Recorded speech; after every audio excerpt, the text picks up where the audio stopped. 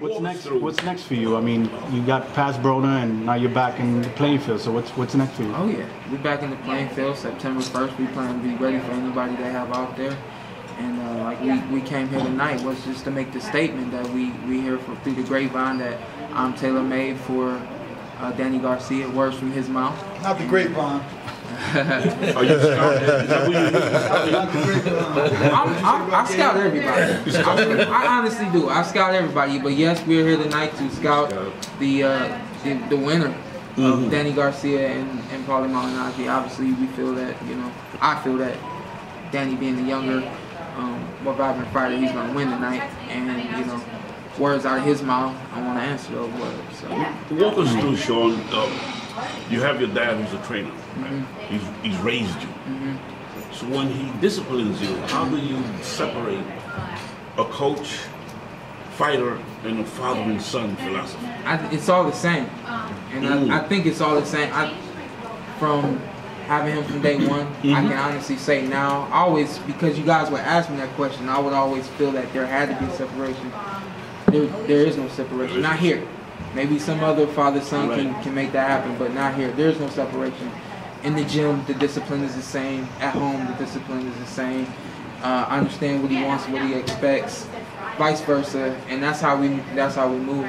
So for a long time, I always thought there should have been a separation, but I'm understanding now. At 27, 26, 25, I was starting to understand that there is no need for a separation. Shawn,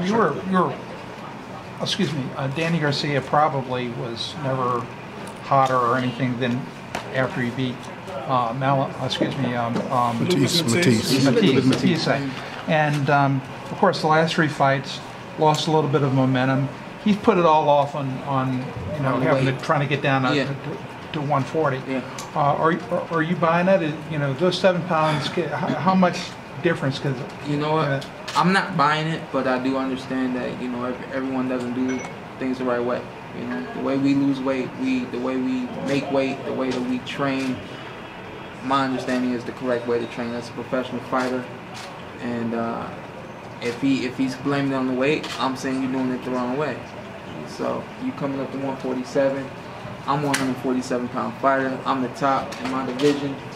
You get past this guy who really isn't a 147-pound fighter. And then you come see me. I don't think. How much? You've already beat Broner. So this Danny Garcia fight comes to fruition and you beat him. I think that puts you in running for fight of the year? Better. It better. I take one fight at a time, as you guys know, but, I never really thought about that until I heard my dad say it yesterday. And it's just how I am. When he says something, it becomes whatever he wants, it becomes what I want, but it's not, I don't want it just because he wants it, it just becomes a part of my art, simple as that. So after he said it yesterday, I was trying to figure out how can we fight September, then maybe once more and, get in that running, get in that pole. That would be very cool. I don't think so, but do you think that this is a cherry pick fight? Like some of the buzz on the internet? I don't know, man. I don't know. Honestly, it's boxing. You guys know that anything can happen, so you look at a guy as if he's cherry picking, and then he gets hit and you guys are surprised and all that. No, this is boxing. So Shawn, are you surprised that Malignaggi is back in the ring? Because he was basically retired after.